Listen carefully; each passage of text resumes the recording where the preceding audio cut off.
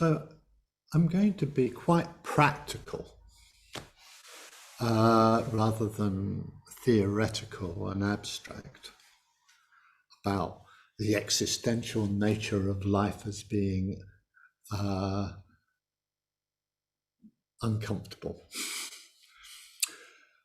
When you start being aware, when you take on being aware, there could be lots of reasons for that. And it's very individual, very personal in a way. But the important thing is that you're doing it. You have taken it on. And there's a gesture, I think, which is really good, which is that. It says it all. You roll up your sleeves and just be prepared to get into the process. Get your teeth into it. And there's going to be inevitably ups and downs in the process of becoming aware. You know, there'll be times when you find things difficult in yourself, perhaps from the past or perhaps just in the moment. And you find the way of responding to that in a kind and positive way without deviating or getting thrown off track of being aware and engaged. So it's not inevitable that you're going to find things difficult. You might not, actually. You don't have to think, oh, well, my friend who meditates finding it difficult. What's wrong with me? I don't. You don't have to find it difficult. It's not always, it's not necessary. It's not absolute requirement to find things difficult.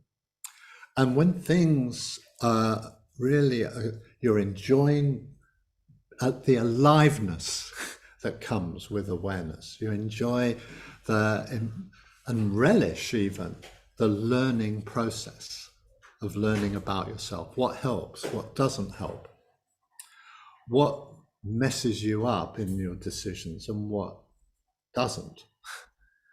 That's part of that process of really engaging.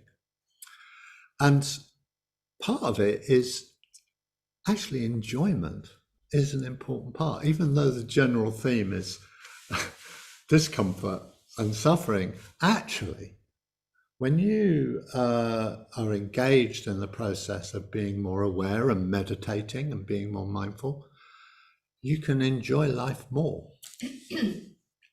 And there's a certain satisfaction that comes even from dealing with difficulties, oddly enough. So I think it's very important to say that. And together with that, say that sometimes when you're practicing, what you might notice is that you have capacity both ways for experiencing more joy, more happiness, more pleasure even, more sense of connectedness than you had, and you have to get used to that. Am I used to being this happy, having this much enjoyment, much vitality? Can I take it? Yeah, you just get used to it, actually.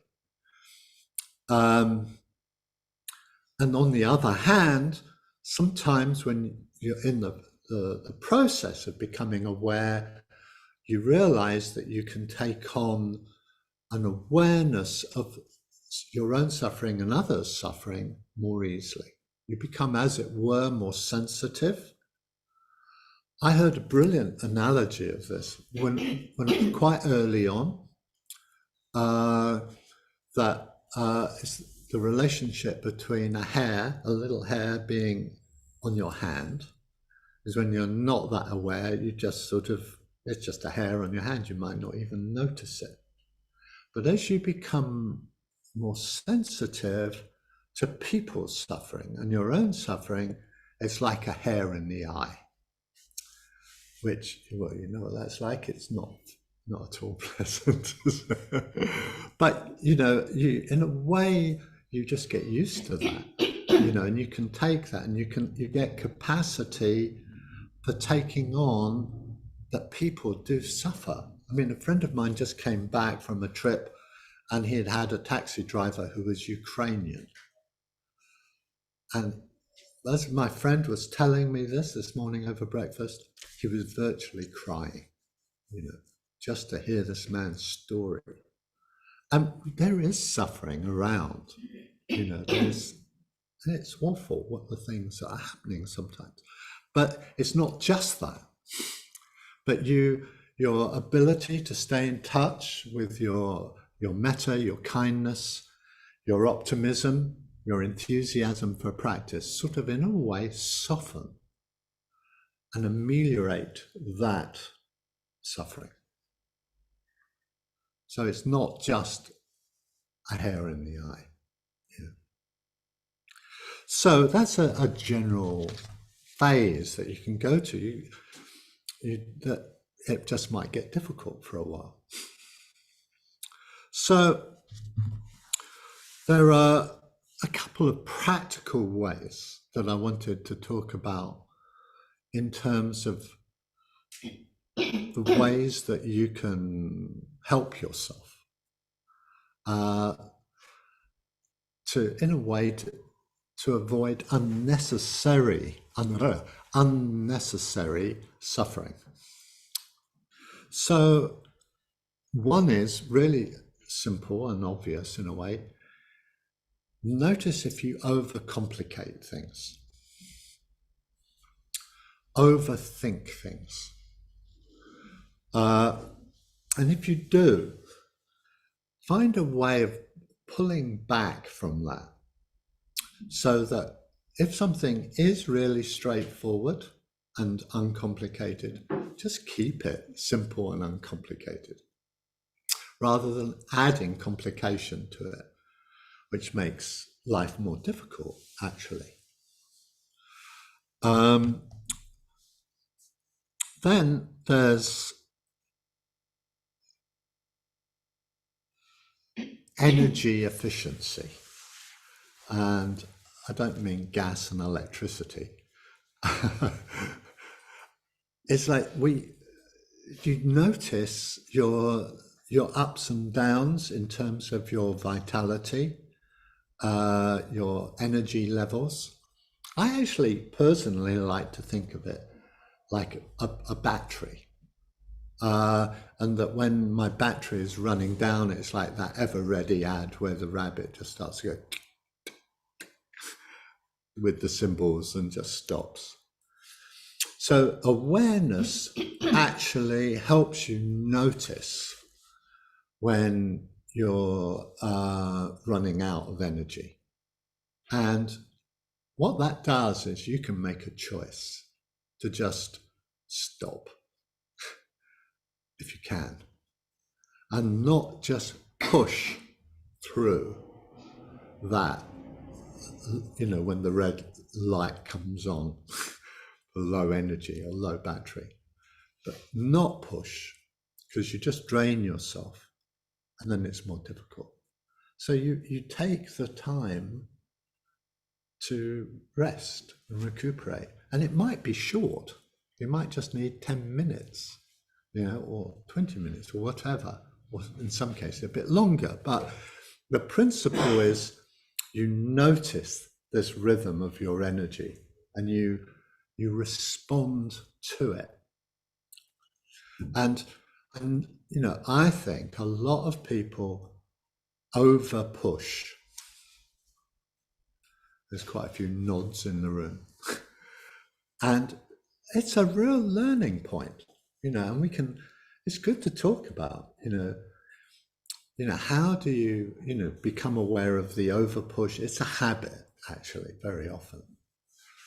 And to find ways of just letting go of the over push and the should, you know, I should try harder.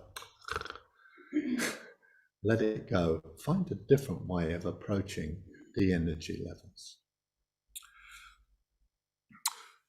So, I'm running through, boing, boing, boing, all these little topics. Staying on task with your values. So in a way, there's two things here. One is staying on task, which is a bit of what we were doing in the meditation, remembering what you're doing and staying with it, keeping the continuity so you can go deeper with it, it can grow, can become satisfying. Job satisfaction, you could say, from following through. A really good example of this is finishing your sentences. I don't know if any of you do this, but I have a few friends who don't finish their sentences. And it means that they never follow through. I'm not looking at you. A few people going. It means you never go deeper with anything. Your mind is flittering around. So you have to really let go of that tendency to jump, but to keep coming back and finishing the sentences. Like I have this friend, he was telling me something, and then just before the crucial word of what he was going to do, he stopped and jumped off something else. I didn't know what it was. And I'm like, what was that word? And he went, oh yeah, get married or whatever.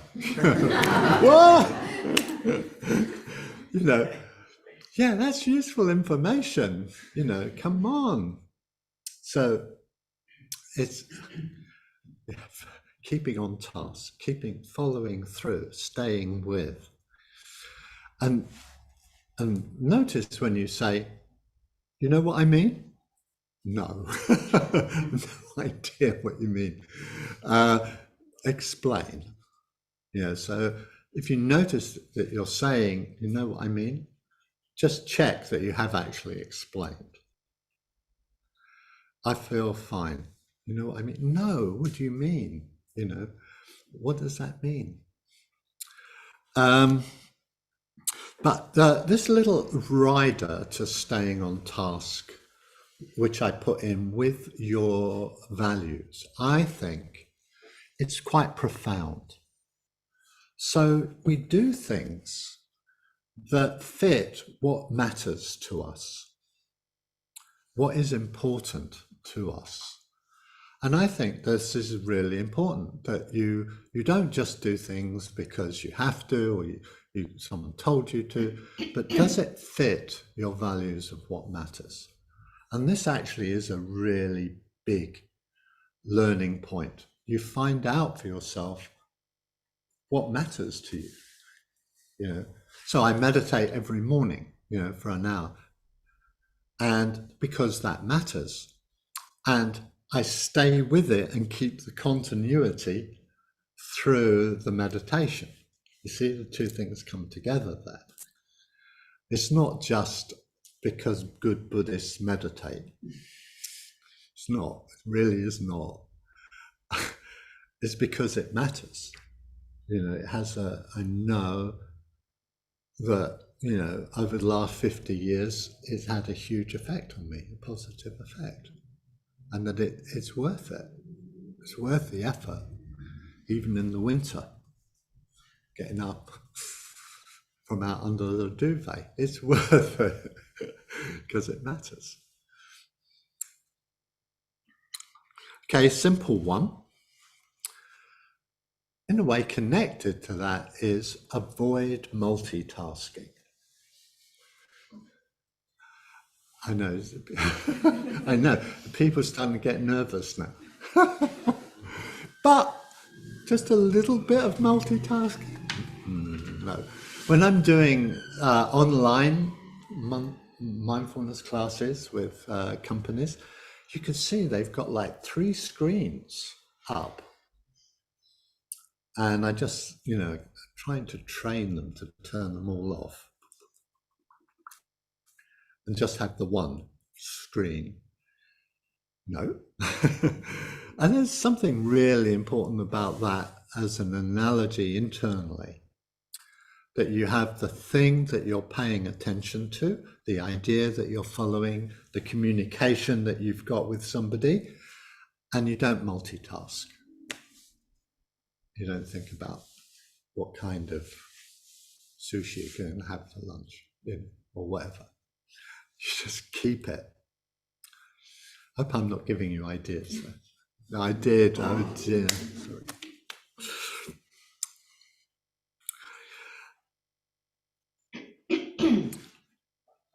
Okay. Another thing that I think really stops suffering is good time management. You know that you've got certain things that you need to do, and you have a certain amount of forethought about the timing that it's likely to take to do things. And you learn over time not to overstretch and overrun your time. Like I know that I'm in great danger of running over, because all the topics I've got, I'm not halfway through them, not even a tenth of the way through them. So this is a good example. So you think about this in terms of your life, managing your time so that you don't have to rush. Because when you rush, you make mistakes, and when you make mistakes, you suffer. Nice, simple truth in a way. So this next one, sort of interesting, I think. You sometimes need to think about what could go wrong. And you, as much as possible, you guard against what could go wrong. But you have a reasonable sense of what could go wrong. So rather than, hoarding, baked beans for the next 20 years, or something, which I think is unreasonable. You think about what could go wrong, and you take steps to make sure that it doesn't. But in other words, don't look out for your own tendency to catastrophize too much. Oh, that could happen, and that could happen, and then what? And I need a fireproof vest. All kinds of. Let go of that overthinking about what could go wrong, if you do it, and just keep it really straightforward. Because life being what it is, things can go wrong. Even though you do everything that you need to do. It's not, even when people are doing the things that they need to be doing. Okay, so moving on. I think that there's this very interesting thing about when you're doing a task, think about how the next person who's coming along after you, make it easy for them to pick up that task. So you don't pack something away that's so difficult and takes so much time to get out, they then run out of time.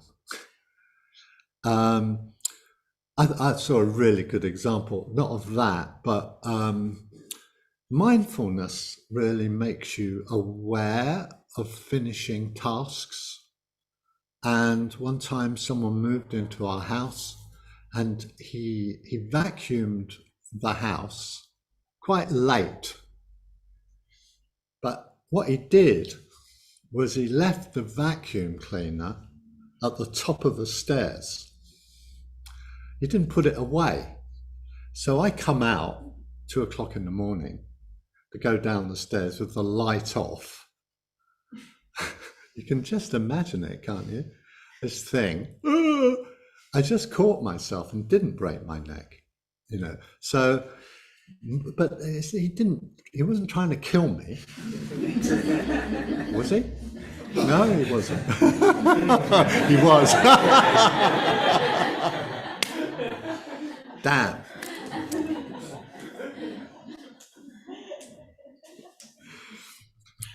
So finish things and try and make it easy for the next person coming along.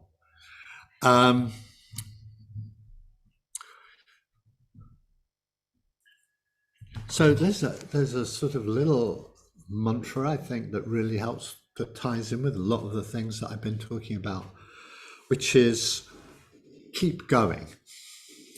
You know, sometimes things are difficult, but you need to keep going with your thread of being aware, or just getting up and turning up and doing things. So if you notice that, just keep going. It's actually so simple in a way. Not always easy, but you just keep going. You just keep the momentum going in what you need to do to get up to meditate and so on.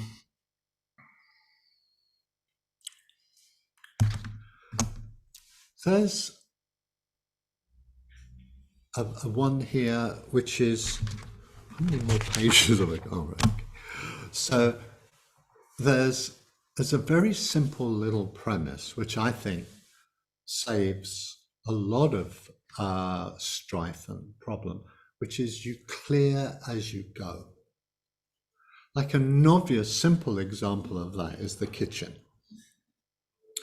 You, oh yeah, you clear as you go. And then, you know, because then when you're later on, if you haven't cleared and you want to be all creative and create this wonderful dish, but actually you have to do an hour's worth of washing up, when it comes to making that wonderful dish, you're just exhausted and don't feel like you just put the beans on instead. So this is it's not an external thing, but it's an internal thing. You clear worries as you go along. You clear concerns. You're clearing how it's like inner household work. Have you got things that are nagging at you that need clearing, need paying attention to? Like a very obvious one. Let me see if anyone tenses up when I say this. Did I do my tax return? Because, you know, fortunately, if it's online, you've still got time.